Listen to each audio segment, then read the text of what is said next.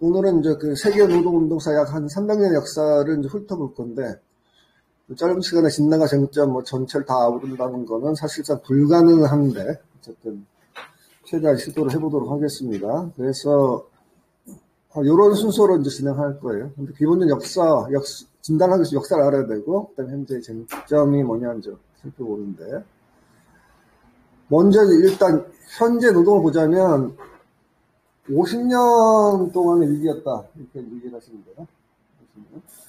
뒤집은 뭐냐면 1970년대 후반 80년대부터 신자유주의 공세가 시작됐는데, 한국은 이제 1990년대 말 2000년대 와서 이제 했는데, 이미 그보다 적게는 10년, 20년 전부터 시작이 됐었고요. 그 신자유주의는 노동조합의 무력화입니다. 여러 가지 뭐 하여튼 있는데, 이제 그러면 그 와중에 노동조합 조합원이 감소하고 있고, 그다음 조직률, 조합은 전체 조합의 숫자고, 조직률은 전체 노동자 중에서 노동자에 가입한 비율이 얼마냐 이거고요. 나중에 보시면 알겠지만 이제 민간 부분에 특히 취약한 거죠. 민간 부분도. 이거는 주로 이제 그 미국이나 서유럽에서 제조업이 다 빠져버려요. 아웃소싱이라고 그러죠. 빠져나가 버리니까 주력의 어떤 불룩하다 노동자를 취약해졌고, 그 다음에 소련이 또 역할이 있죠. 중개에 대해서 이제 더 가속화가 됐다. 그 다음에 이제 2006년에 국제노총이 출범을 했어요. 그럼 나중에 역사를 보시면 되는데, 어쨌든 지금 상태로는 전 세계 노동조합이 이제 갈라져 있다가 이제 한데 모였다 보시면 되는데, 여기에 이제 국제노총 ITUC 소속의 조합원이 거의 한 2억 명 정도다. 2억 명. 근데 이제 전체 지구상의 노동자들에 비하면 아주 소수에 머물고 있다. 그 다음에 국제노총이 2억 명의 조합원을 아우르는 거대 조직인데 비해서는 지금 하는 역할은 NGO 비스무리하다. 그 다음에 이제 뒤에 나오겠지만 국제노련은 원래 좌파의 공산권, 사회주의권의 이제 노동조합이었는데, 사회주의 국가가 있을 때는 한 1억 6천만까지 갔었거든요. 그러면 뭐 예를 들어 소련이 한 4천만, 5천만 기본 가고 동유럽하고 뭐 이렇게 들어가니까 되는데, 그러니까 이제 소련이 공분해된 거죠. 그래서 지금 남아있는 세력들이 이제 8,200만, 숫자가 더 8,200만의 조합원이라고 주장을 하는데, 어딘지 잘 몰라요. 그렇고, 아까 나왔지만, 중화전국총공회, 중국의 노동조합이 조합원이 3억 명이에요. 근데 아시겠지만, 중국 동부 지방에 있는 동부 해안에, 해안 도시에 진출한 그, 소위 농민공 아시죠? 원래 농민인데 도시 와서 이제 일용공 일하는 농민공이 2억 8천만이에요. 저 사람들은 이제 우리가 흔히 얘기하는 3D 업종에 종사하는 거죠. 최저임금 수준에. 그래서 이제 중국의 역설이라고 보시면 되죠.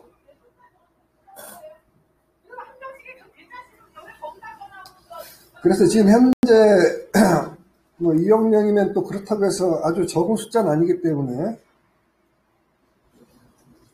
적은 숫자는 아닌데, 어쨌든 노동조합이 뭐 아무리 NGO라고 하더라도 2억 명의 그 회원을 가진 NGO는 쉽지 않죠. 어마어마한 건데, 노동자들, 조직된 노동자들이 작용된다는 얘기죠. 근데 이제 별로 이제 힘이 없다. 이렇게 보시면 되죠. 근데 이제 이들의 역사를 다룬 책이 이제 불행하게도 이제 없다는 거예요. 제가 머리가 아픈 거죠. 옛날에, 이제 소련이 있었을 당시에, 소련 사회과학원에서 이제 국제노동계급 운동이라고 하는 책을 6번째를 낸 적이 있어요. 그래서 이런 거 역사 유론인데, 80년부터 87년까지 내다가, 89년 망했잖아요. 그래서 이제 원래는 역사는 있는데, 이론이 없어요. 제가 약간 좀 상징적인 건데, 이제 좌파였던 이제 공산주의 운동이 노동조합 운동에 어떤 역할을 했느냐를 좀 보여주는 것 같고, 그다음에 윌리엄 포스트의 세계 노동운동사 이제 두 권으로 국내 출간이 된 것이 있었는데, 80년대 거의 필독서였는데, 90년대 이후로는 거의 안 보죠. 이 사람은 이제 미국 공산당의 지도자인 거고요. 그래서 이제 이 두 가지 책이 일종의 이제 고전 비슷한 80년대 노동운동 하는 사람들에게는 고전에 해당하는 책이었는데, 이것을 갖다 이제 압축 요약해서 이제 김금수 선생이 영사권으로 냈어요. 정확히 번역도 아니고, 압축 요약한 형태로 이제 나왔어요. 근데 좀 웃기는 거죠. 사실은 김금수 선생의 한노사의 노석은 노사협조주의인데, 또는 최소한 이제 노사정 협조주의인데, 이제 두 책은 다 이제 소위 말하는 스탈린주의적 강향의 문건이에요. 되게 웃긴 책이 되는 거죠. 이게 이제 일종의 이제 딜레마인데. 그 다음에 뭐 책들이 좀 있긴 한데, 제가 청문회에 나왔지만, 근데 이 정도로 이렇게 또 이렇게 형식을 가지고 노동운동사를 쓴 책은 또 없어요. 비슷하게 뭐 시도들은 구음되어 있긴 하지만. 여기서는 뭐 그런까지 사실 다룰 단계는 아니고. 본격적으로 들어가기 전에 이제 들어갈 예정인데, 여기서 이제 원래 이제 노동운동과 노동조합 운동을 좀 구별해야 되는데, 원래 이제 세계 노동운동사 그랬을 때, 오늘의 얘기는 노동조합을 한정할 겁니다.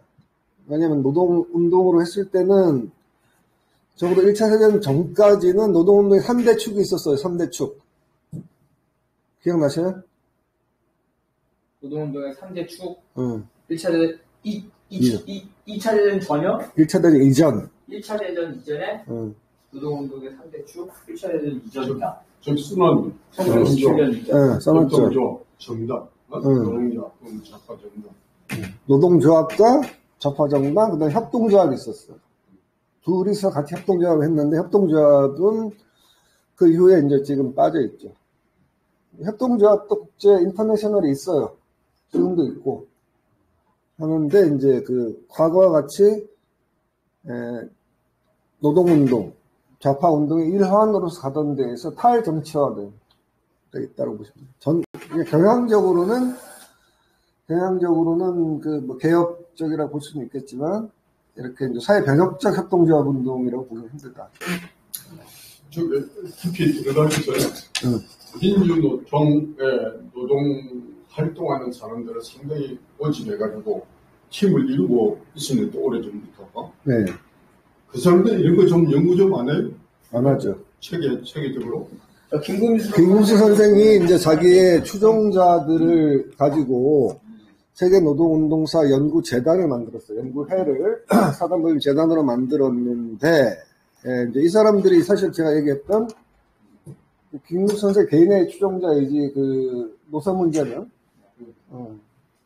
뒤죽박죽이기 때문에, 뒤죽박죽이다 보니까 이제 이 사람들이 최근에는 뭐 이재유 무슨 행사를 하더라고요. 그러니까 이제 정체성이 없는 거죠.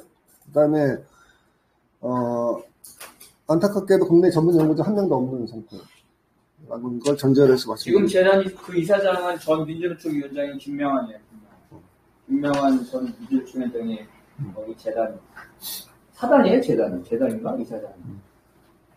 이사장. 이사장이고. 그래서 이제 노동조합을 볼 때, 일단 노동조합은 자본주의를 전제하지 않고는 존재할 수가 없는 거죠. 자본주의와 자본의 관계. 자본주의와 민주주의 얘기하면서 자본주의 사회에서 민주주의 됐다고 주장을 하지만, 정치적으로 민주주의지만, 경제적으로는 독재라는 거죠. 노동자가 자본을 가하고 이제 평등하지도 않고, 민주적 권리 보장되지 않죠. 소위 말해서 지배적 형태의 주식회사라고 하는 것은 자본의 평등은 있지만 사람의 평등은 없는 거거든요. 그러니까 노동자들은 산업 민주주의를 주장하고 개혁파들은 실제로는 산업 독재가 이루어지는 거죠. 그러니까 소수의 주식회사의 이사회는 주식을 많이 가진 사람이 주식을 대표하는 거죠. 그러니까 사람이 사람을 대표하는 게 아니라 주식이라고 하는 자본을 대표하는 그런 구조로 되어 있는 거죠. 그래서 구조적으로 독재인데 노동자들은 이걸 민주화하자고 얘기하는 거고, 그게 이제 산업민주주의 또는 경제민주주의로 표현되게 하는데, 또는 사회주의로 표현할 수도 있는 거죠. 이런 이제 대립, 이런 자본과 노동의 대립들에서 노동이 표현 하나의 조직이 노동조합인 거죠. 노동조합은 뭐 초창존재하는 게 아니라 실제로 시공간적으로 보자면 시기적으로는 18세기부터 현재까지 18, 19, 20, 21, 그러니까 이제 3세기, 분양은 4세기고 3세기로 된 거고, 공간의 지리적으로 보면은 유럽에서부터, 유럽 자본주의 중심부였던 유럽, 제국주의였던 유럽으로부터 해서 그 주변부로 확장이 된 거죠. 지금 같은 경우는 전 세계 어느 곳에서든지 노동조합이 확대된 거고, 그 다음에 말씀드렸듯이 국제노총까지 확장이 된 거죠. 내가 속한 노동조합도 있지만은 그것이 전 세계적 조직까지 확장되어 있다는 거예요. 그래서 현장의 노동조합에서 지역의 조직, 산업별 조직, 전국 조직, 그 다음에 대륙별 조직, 그 다음에 전 지구적 조직까지 확장이 되어 왔다. 시간과 3세기, 300년 넘는 시간적 속에 시간을 한 축으로 한 다음에 공간적으로 확장이 되어 왔던 역사가 있다고 하는 거죠. 그래서 수직적으로 보자면 이러한 그 노동조합이라고 하더라도 현장의 조합부터 시작해서 지역 조직과 산별 조직, 전국 조직, 국제 조직까지 된 거고요. 근데 업종 산업별로 보자면 처음에 산업혁명의 처음은 뭡니까? 산업혁명은 처음에 시작한 거는 섬유직물, 업종으로 보면 섬유직물. 그 다음에 이제 동력혁명이 나왔기 때문에 광산, 금속. 그래서 초기에는 광산, 금속, 섬유 19세기에는 중심이었다가 20세기는 이제 이 대량 생산 체제로 하면서 금속, 자동차에서 나중에는 서비스 제 부분과 그다음에 공공 부분까지 확장이 되는 거죠. 그래서 이제 인간의 생활, 특히 노동의 모든 영역으로 확장되고 있다라고 하는 것이고, 노동조합은 자체로 존재하는 게 아니라 자본과의 협력 대립 속에서 내부적으로 민주주의 문제가 제기되고요. 그다음에 현장도 또 이제 노동조합 조금 하면 뭐 별 상관없는데 규모가 커지게 되는 그 자체 내에서 현장과 정파 조직들이 생기면서 노동조합의 지향 또는 정체성, 존재방식 둘러싼 대립들이 생기는 거죠. 외부적으로는 사회운동, 정당 그런 건데, 근데 이제 이것을 학문적으로 연구하는 것이 노사관계론인데, 노사관계론에서는 노동조합의 이제 상태를 세 가지 지표로 주로 이제 따져요. 노동조합의 힘을 뭐 정치적, 사회적 영향력은 따로 이제 볼 수 있는데, 그걸 빼고서는 실제로 노동조합이 이게 되냐 안 되냐는 첫 번째는 노동조합원의 숫자, 멤버십이에요. 아까 말씀드렸듯이 숫자가 굉장히 중요한 거예요. 숫자가. 두 번째는 이제 조직률이라고 해서 이제 유인원 덴시티라고 해서 이제 밀도죠. 이 나라의 노동자들이 몇 명이 있는데 그 중에 얼마나 조직되어 있느냐. 그러니까 한국의 민주노조 운동은 사실 전 세계 노조 운동사에 보더라도 굉장히 전투적인 노동운동에 속하는데, 조합원 숫자하고 조직률은 쪽팔릴 정도로 낮아요. 그 다음에 이제 세 번째로 보는 것은 이제 파업 횟수와 손실 일수입니다. 요거는 이제 파업이 일어났어요. 그러면 이제 거기서도 숫자를 통계를 잡는데, 파업은 노동조합이 하는 거예요. 그러면 노동조합은 몇 명이 며칠 동안 참석하냐에 따라서 며칠을 일을 못했다. 이게 이제 손실 일수예요. 그래서 숫자가 많을수록, 조직률이 높을수록, 파업 지표가 높을수록 노동조합이 강하다. 이렇게 하는 거죠. 숫자가 줄거나 파업 횟수가 줄거나 이러면은 굉장히 실제로는 이제 이게 노동조합의 그 내밀한 부분까지 다 분석하는 건 아닌데 어쨌든 굉장히 중요한 지표라고 보시면 돼요. 그래서 노동조합과 관련된 문헌이나 자료에서는 이 이제 세 가지 지표를 굉장히 중요하게 보고 있다라는 것은 기억해 두셔야 되고요. 최초의 노동조합은 뭐 영국은 로버트 오웬이 만들었다. 물론 이걸 노동조합으로 봐야 되냐 말아야 되냐 뭐 논란거리는 있긴 한데 어쨌든 1700년대부터 사실 초중반부터 시작됐고 미국은 1714년에 있었고 초기는 이제 여기서 이제 유형을 보셔야 되는데 크래프트는 직능이에요. 그러니까 그 다음에 다음이 직종이에요. 트레이드예요. 뭐 예를 들자면 직능 뭐냐면 나무를 가지고서 여러 가지 할 수 있잖아요. 그죠? 가구를 만들 수도 있고 목재를 만들 수도 있고 등등등이 있는데 이제 하나 따지는 거는 크래프트 유형이에요. 그러니까 이제 소위 중세시대 길드에서 넘어오는 숙련 기능공들의 노동조합이 첫 단계의 기능별 노동으로 나타납니다. 근데 이제 나무를 쓰기 때문에 여러 크래프트를 합쳐서 이제 하나의 업종이 되는 거죠. 그걸 트레이드라고 하는 거죠. 그걸 더 확장시킨 게 이제 그 산업 인더스트리가 되는 거죠. 그래서 보통 크래프트에서 트레이드 단계로, 트레이드에서 다시 인더스트리로 발전하는데, 이제 나라마다 상황은 틀려요. 나라마다. 대표적으로 아까 이제 우리가 노동조합을 왜 그 트레이드 유니언으로 부르냐면, 영국은 크래프트에서 트레이드로 오고 난 다음에 그 기간이 오래 길어요. 미국은 크래프트하고 트레이드 거치다가 1930년대에 아까 나왔던 CIO라고 하는 산별조직회의라고 하는 산별 노조로 넘어가 버려요. 현대 와서는 거의 다 산별이라고 그러지만 또 들여다보면 나라마다 아직도 트레이드 단계인 노동조합도 있고 그 다음에 이번에 독일에서 최근에 철도기관사 노조 큰 노조가 200만 300만 되는 노조가 있는데 그 15,000명이 아직까지도 자기들은 거기 안 들어가고 철도기관사 노조는 아직도 있어요. 그래서 한 128년 됐다 그러더라고. 여기는 아주 크래프트 노조, 딱 그 철도의 기관사들만 조직되어 있는 이런 노조도 있다고 하는 거죠. 일단 일반 노조는 그러니까 한국에서도 이제 일반 노조 얘기를 하는데 원래는 이게 이제 영국에서 뿌리를 두고 있고요. 그러니까 쉽게 얘기하면 직종 혼합이에요.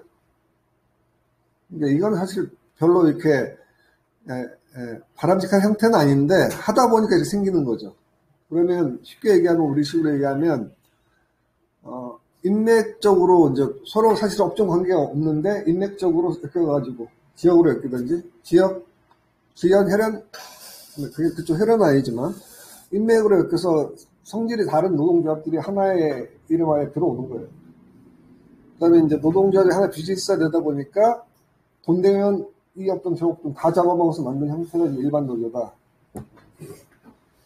이렇게 하는 거죠.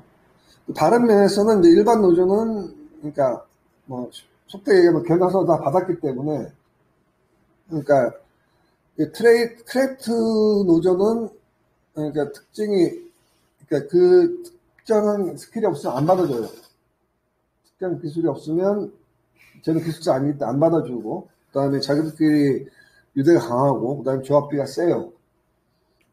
이게 조금 더 트레이드로 가면 늘어지는 거고. 그러니까 이들이 이제 산별 노조는 보통 그 반숙련 또는 비숙련 노동자들이 쪽수로 모이는 거랍니다.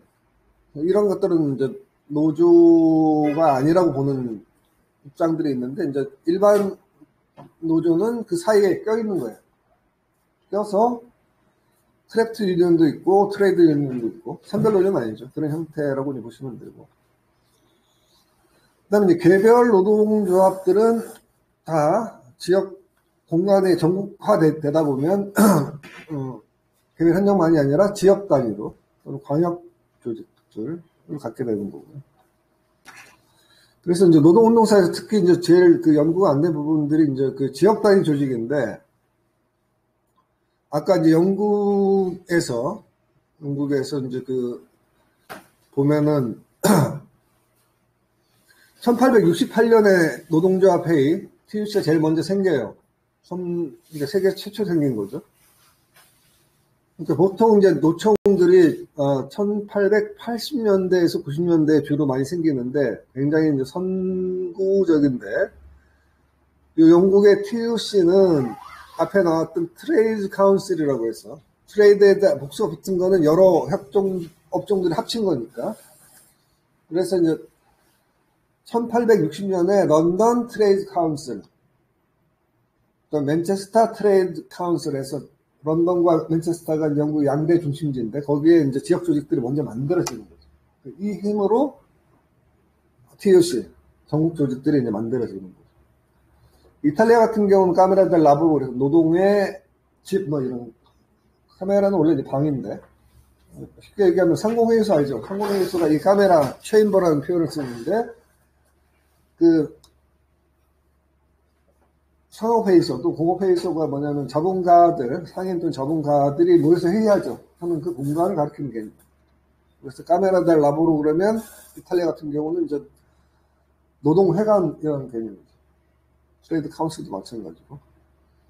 미국은 용어를 다르게 씁니다. 그 밤에 소금 만드는 센트럴 레이버 카운슬 그래서 굉장히 뭐 중요한 조직으로 아는데 좀 다르고 이게 이제 주 단위 또는 주 밑에 단위의 이제 그 지역 조직을 이렇게 부르고 있습니다.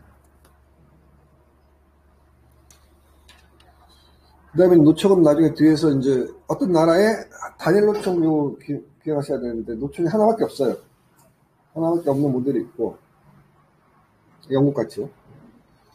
그러니까 원래 미국 하나밖에 없었는데 이제 갈라지게 된 건데. 그러면 이제 정파노총은 이제 꼭 정파인 건 아니긴 한데 노동노총 하나가 아니라 둘 이상 복수노총인 거죠. 복수노총인 그런 모델들이 있다. 국제조직으로는 아까 말씀드린 국제산별, 국제노총보다는 사실 국제산별이 더 먼저 만들어졌다고 보시면 돼요.